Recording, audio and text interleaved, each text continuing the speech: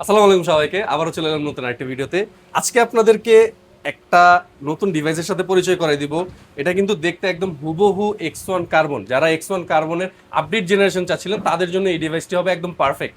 কেন আমি একটু বলে দিই, কারণ এটা ডিজাইনটা কিন্তু দেখেন একদম লেটেস্ট যেই কার্বনগুলো আছে 14 জেনারেশন বা 15 জেনারেশন যেটাই বলেন, একদম হুবহু সেম ডিজাইনের এই ডিভাইসটা। এটা হচ্ছে Lenovo ThinkPad T14s Gen 6।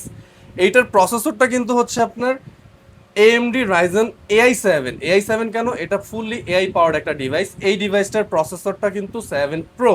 So এইটার যদি আমি সিরিজটা বলি, দেখেন এটা কিন্তু হচ্ছে AMD Ryzen AI7 Pro 360। এটা কিন্তু টোটালি মানে আপনার এআই রিলেটেড একটা প্রসেসর। এইটা দিয়ে আপনি যে কোনো ধরনের এআই রিলেটেড কাজ থেকে শুরু করে আপনার যত হেভি ওয়ার্ক আছে সব কিছু করতে পারবেন। ইভেন এটা কিন্তু ফুললি টাচ একটা ডিভাইস। হ্যাঁ, এটা কিন্তু টাচ ডিভাইস। এই যে দেখেন এখানে এটার মেমোরিটা যদি আমি শো করে দিই, মেমোরিটা কিন্তু 64 জিবি। আপনি বুঝতে পারতেছেন এই ডিভাইসটা কি লেভেলের হাই একটা স্পেক দিয়ে আছে। 64 জিবি র্যাম। বর্তমানে বাজারে র্যামের এত দাম, আপনার মাথা নষ্ট হয়ে যাবে র্যামের দাম শুনলে। সেইখানে আমি আপনাকে 64 জিবি র্যাম দিয়ে একটা ল্যাপটপ দিচ্ছি, তাও বলতে পারেন এই ল্যাপটপের প্রাইসটা আসলে ধরাই যাবে না। ফুললি আমি আপনাকে র্যামের দামে হচ্ছে ল্যাপটপ দিয়ে দেবো, এমন একটা অবস্থা।